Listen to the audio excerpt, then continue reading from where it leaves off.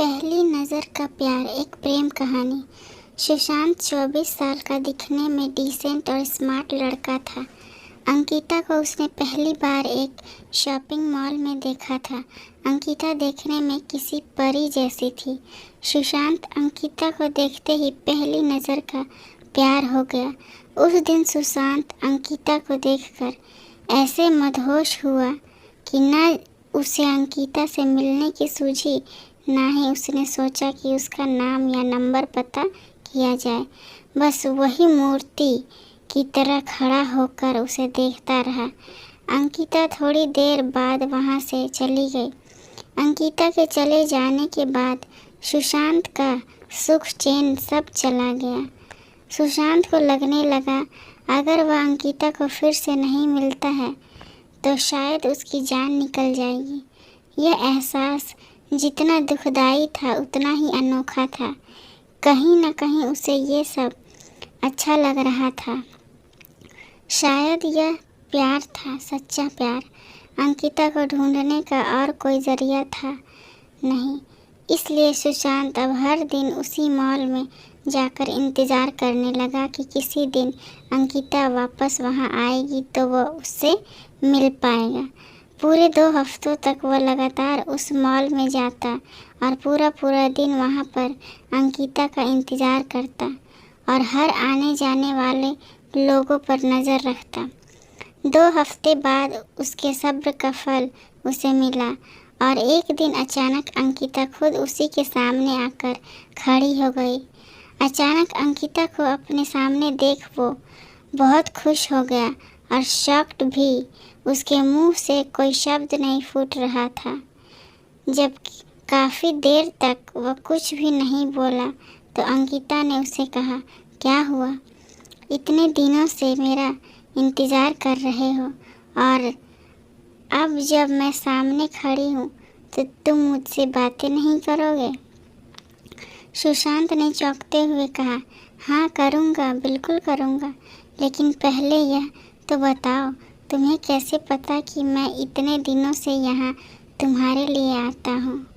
मुझे यह सब इसलिए पता है क्योंकि जिस दिन से तुमने मुझे देखा और उसके अगले दिन से तुम यहाँ हर रोज़ मेरी तलाश में आने लगे। उसी दिन से मैंने भी तुम पर जासूसी करना शुरू कर दी थी।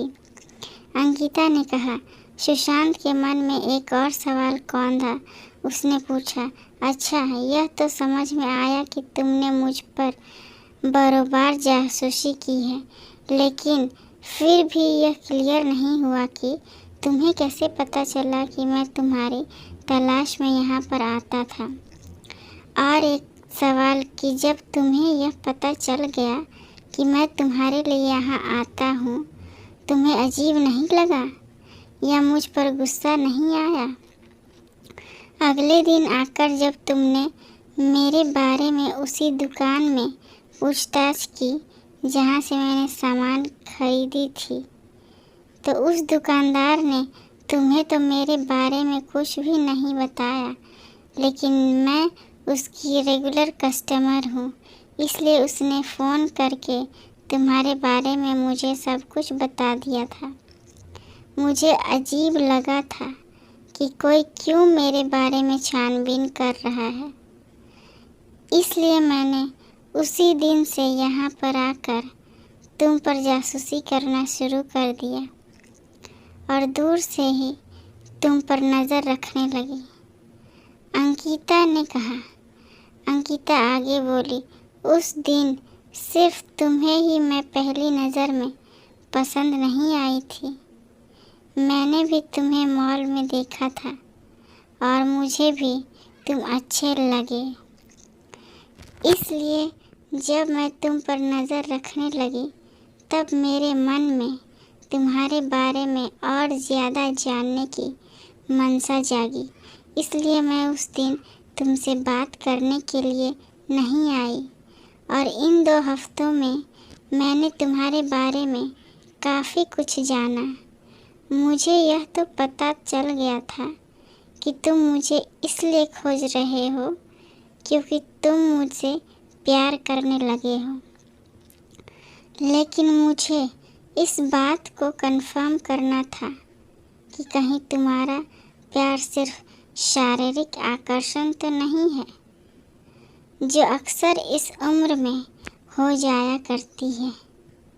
लेकिन जैसे जैसे दिन बीत गए और मैंने देखा कि तुम बिना धीरज, कोई और बिना इंटरेस्ट यूज किए उतनी ही शिद्दत से मेरे लिए यहाँ आते थे और मुझे तलाशते रहते थे, तो मुझे यकीन हो गया कि यह महज एक आकर्षण नहीं है, बल्कि तुम सच में मुझसे प्यार करने लगे हो।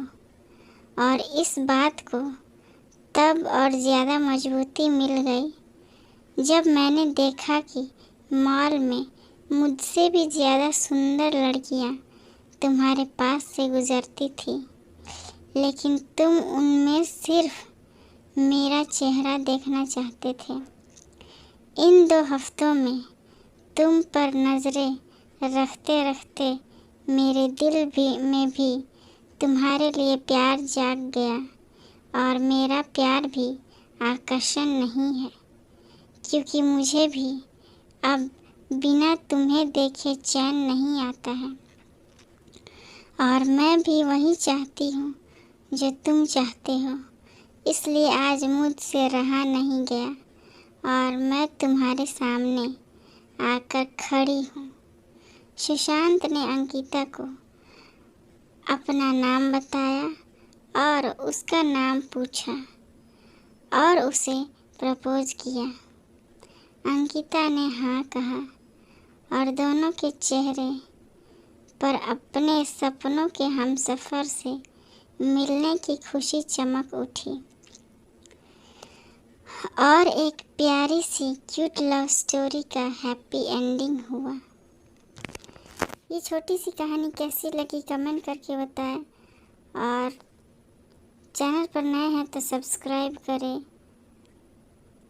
इस कहानी को सुनने के लिए आप सबों का बहुत बहुत शुक्रिया।